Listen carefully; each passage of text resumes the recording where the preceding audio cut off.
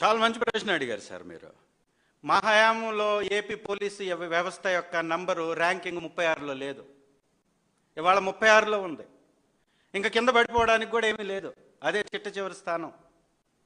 కేంద్ర పాలిత ప్రాంత రాష్ట్రాలుగా ఉన్నటువంటి వాటి స్థానానికన్నా కింద స్థాయిలోకి ఏపీ పోలీస్ వ్యవస్థ యొక్క ర్యాంక్ పడిపోయింది. ఇది సాక్షాత్తు కేంద్రం ఇచ్చినటువంటి ర్యాంక్, మేము ఇచ్చినటువంటి ర్యాంక్ కాదు.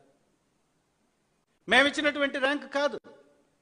మరి ఏ విధంగా పోలీస్ వ్యవస్థ దిగజారుతుందో కేంద్ర వ్యవస్థే చూపిస్తుంది కదా.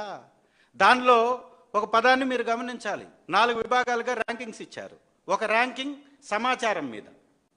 సమాచారం అంటే ఒక నేరస్తుడిని కానీ, ఒక నిందితుడిని కానీ, ఒక అనుమానితుడిని కానీ తీసుకున్నప్పుడు, పట్టుకున్నప్పుడు, కస్టడీలో ఉంచినప్పుడు సమాచారం ఇవ్వాలి, కుటుంబానికి ఇవ్వాలి, లేకపోతే అతన్ని ఎందుకు అరెస్ట్ చేశారో చెప్పాలి అనేటటువంటి నిబంధన.